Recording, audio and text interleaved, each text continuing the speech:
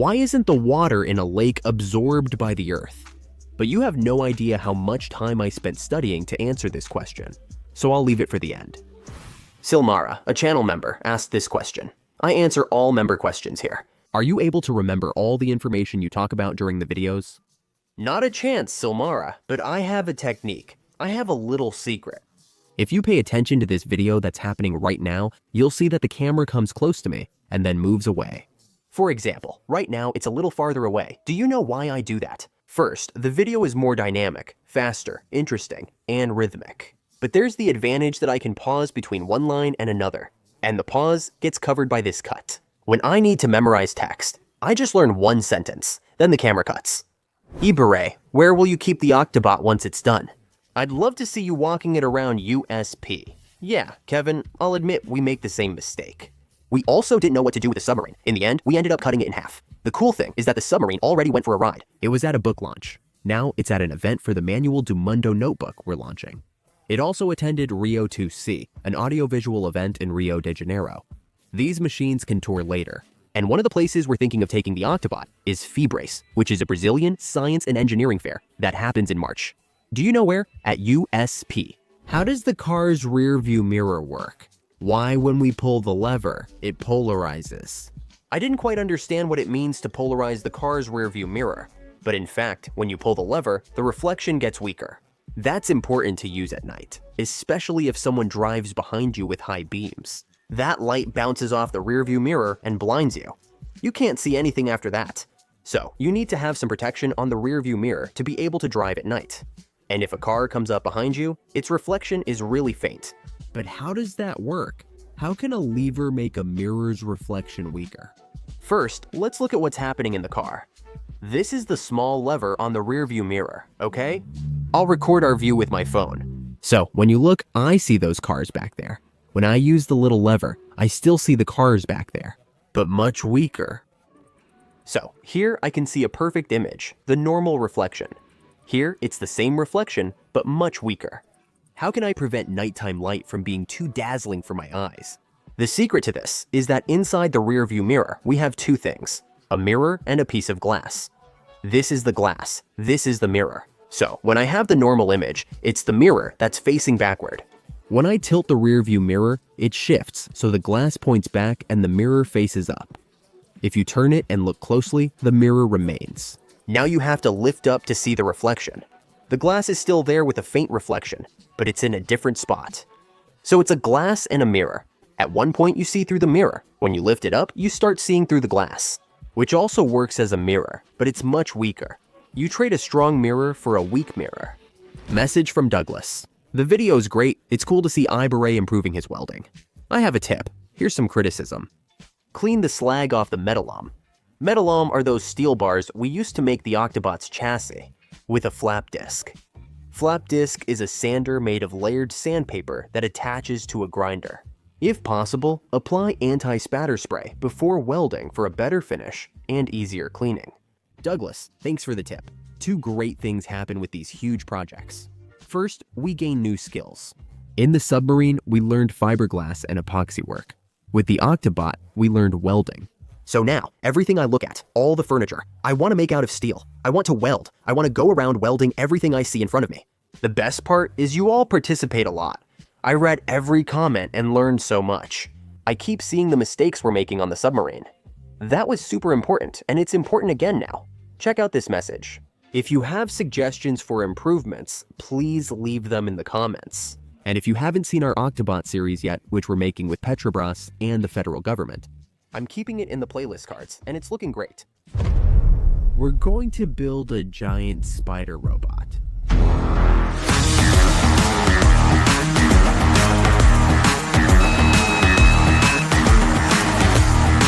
Now, things are really looking good. Iberê, why don't some flowers bear fruit? Like roses, sunflowers. What's their purpose for the plant? Let's think first about the function of flowers for the plant. The flower is what allows the plant to reproduce, okay? Seeds always come from there. The flower is a sexual organ. Inside, there's pollen. The pollen needs to reach the, what's it called? The stigma. Let me try to get a flower outside to show you. Look left. You can see those things with little hairs. That there is the stamen. The structure is called the stamen, and it's where the pollen is released, which is a fine powder that needs to reach the stigma. What's this small structure on the left? When it happens, the flower is fertilized. It can't do that alone. Usually, it needs help from the wind, bats, or mainly some kind of insect. That's why we say that insects pollinate flowers. They carry the pollen to the right place so the flowers can be fertilized and produce fruits and seeds.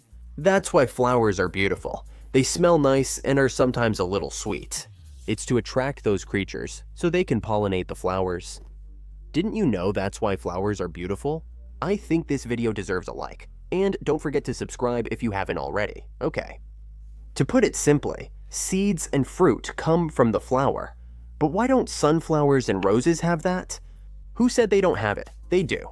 In the sunflower, what we call the seed is actually the fruit. The real seed is inside. With roses, I think you're not really paying attention to rose bushes, are you? Because after the flower falls, there's a little ball left, called a hip, and that's where the rose seed is. It even makes you want to eat it. Some biologists might argue the hip is a pseudofruit, not a true fruit biologically. But anyway, if we're looking for the fruit of the rose, that's it right there. Why not put a screen on the airplane's turbine to keep birds from getting in?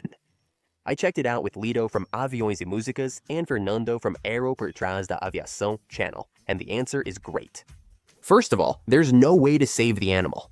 Hitting an animal with a fast plane will kill the bird. There is no solution. To put a screen in front for the bird, not hitting the plane's engine would interfere with the airflow. In other words, the engine loses efficiency and becomes a bad engine. And then, maybe you'll argue, hey, but put a really thin screen, an ultra mega resistant titanium screen, so nothing can get in. It's a protection. Okay, but now imagine with me. You have the screen there. A giant bird hits it right in the front. What do you think will happen?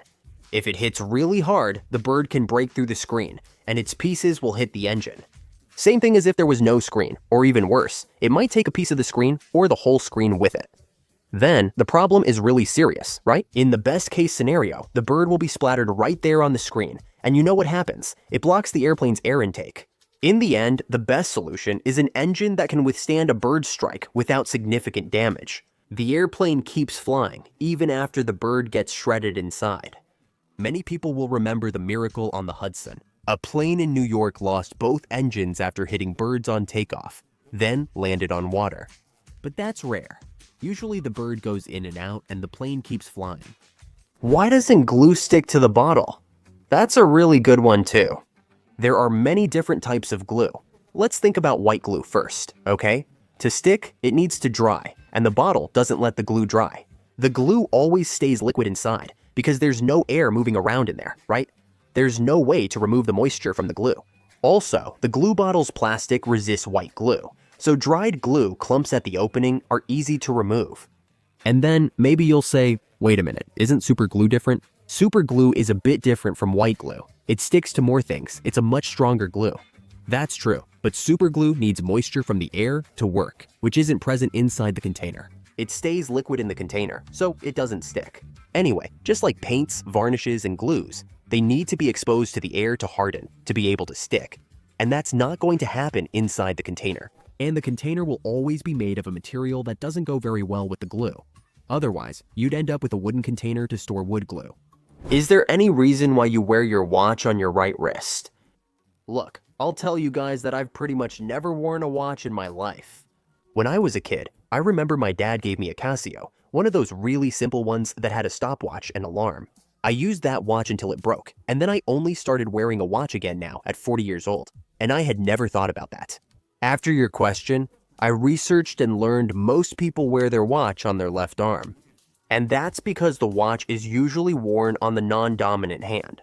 And since most people are right-handed, their dominant hand is the right hand, so they wear the watch on the left hand. Wearing the watch on your dominant hand increases the risk of damage. If you move your hand more, the watch will get scratched like mine, and it can also get in the way a bit. If you reach into a box to find something, the watch keeps hitting everything inside. It's also hard to put the watch on because of the strap, right? There's always this weird way you have to use your non-dominant hand to fasten the strap. It's annoying. And there's one more reason that might be the main one, because I don't know which came first, right? I don't know if the chicken or the egg came first. Anyway, it's that the crown of the watch, which is this little wheel it has on the side, is on the right side of the watch. If you wear it on your left hand, it's easy to adjust with your right. Now, in this position that mine is in here, I kind of have to twist myself around to be able to adjust the crown.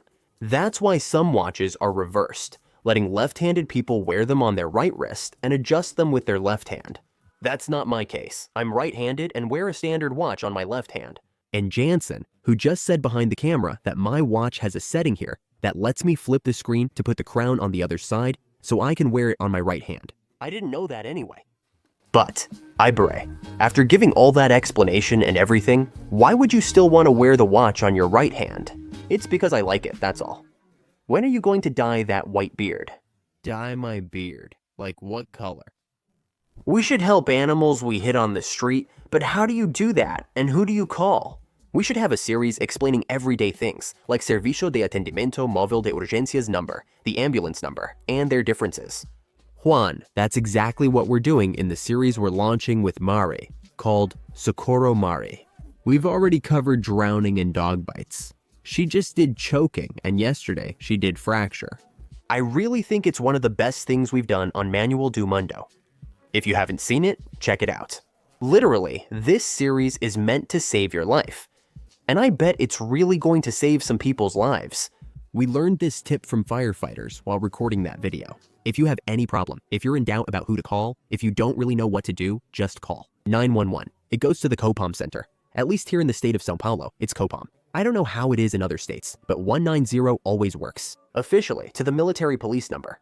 But they forward it to other agencies to handle when that's the case. And if they can't forward it, they'll tell you what to do right then and there. And researching your question, I found out that there are several new laws coming up that require drivers to help dogs. There could be a penalty if you don't do that. I agree we should help, but it's a complicated issue. Animals shouldn't roam the streets. People shouldn't let their pets loose and risk them getting run over. Once at a toll booth, I was riding my motorcycle when a cow was loose on the road. I stopped my motorcycle to try to get the cow off the road because it was already getting dark. I said, someone's going to have an accident here. The moment I pulled my motorcycle over to the shoulder, a car came, hit the cow, and then the cow was thrown several meters away. The car stopped, all smashed up. The cow got up, and then another car came and hit the cow again. That's when the cow died. The cars were wrecked. Then a woman arrived with a concealed knife. And later, I found out that she was the owner of the cow, but she didn't want to admit she was the owner of the cow. Otherwise, she'd have to pay for both cars. She wanted to bleed the cow, since it had died. Draining the blood is necessary to use the meat. She wanted to use meat from the dead cow. Not to mention that the cow belonged to her, and she had been irresponsible by letting the cow walk on the road, putting people's lives at risk. But anyway, we do have to help the animals. How is the experience at the camp? Would you recommend the trip for families?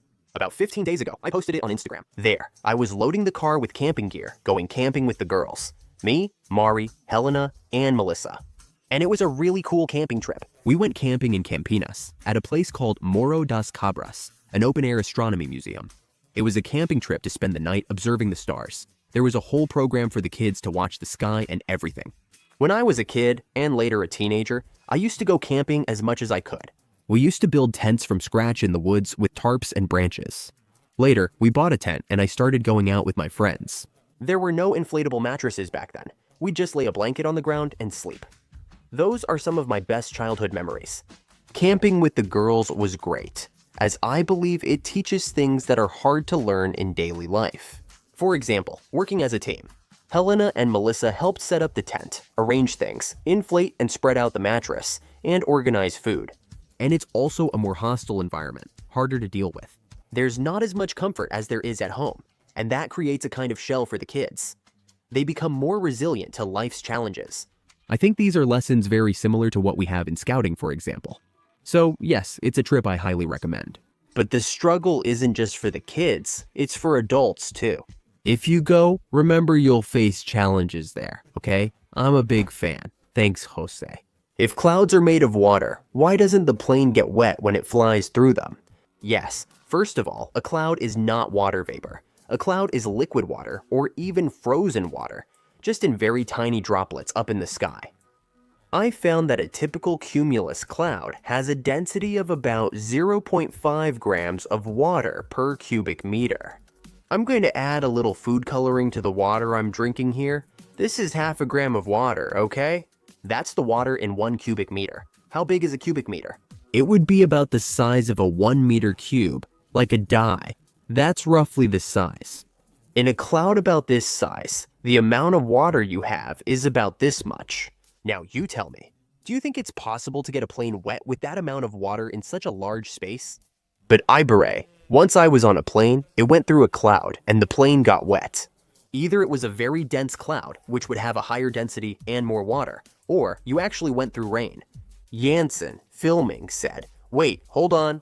So why do clouds look white if they contain so little water?" It's because that water is divided into billions, I don't know, maybe trillions of tiny droplets. You know when you put water in a humidifier and it releases that water mist? It's that little mist, like it's really a water vapor. It's shattered into tiny pieces, creating a white mist that appears completely white from a distance. But even inside the cloud, you notice that it's actually quite transparent. Why do birds sit on power lines and not get shocked? Because they're only touching one wire, they're not touching both.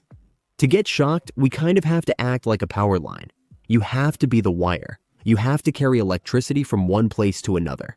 If you say, stick a fork in the outlet, just as an example, don't ever do that. You get shocked because electricity flows from the outlet to the ground. You became the wire that's carrying that electricity from the outlet to the ground. If you stick a fork in both holes of the outlet, electricity passes through you from one hole to the other, right? In the air, without touching the ground, if you touch a single wire, the electricity has nowhere to go. So you don't get shocked. You're not part of anything, not part of any circuit there. Does cleaning the fan make the wind stronger, or is it just our imagination? This question has come up often. I think it's worth testing, right? Let's agree to that. We know that dirt does get in the way of something, but the question is how much it actually affects things. Does it really make any difference in practice? For those who are lazy, is it really worth cleaning the fan? This one is dirty, but I don't think it's dirty enough. Let's make it a bit dirtier. I'm going to do something like a breaded fan by spreading a bit of oil on the blades and throwing some dust that was inside the vacuum cleaner on top. Now that's better. The question is, how do we measure the wind speed of a fan? I'm going to have to build an anemometer, which is the device that measures wind speed. It's a kind of windmill that I'm going to make. Using these shells and a base, I 3D printed from an online anemometer project. We bought these little balls online, but I can't remember why. I'll attach one to the front of the fan. It's better to wear glasses, because I don't know if it's going to spit out pieces of dust when it goes through the mesh, right?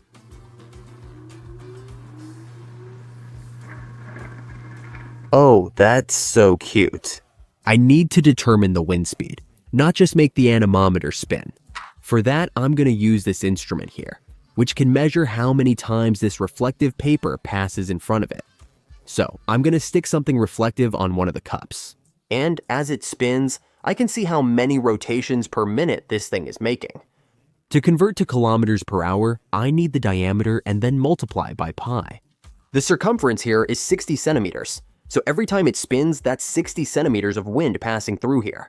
Each rotation it makes per minute means 36 meters in an hour. If it spins at 1,000 revolutions per minute, that's 36 kilometers per hour. I think it's much less. Let's check. It wasn't that much lower, actually. 800, 750, really.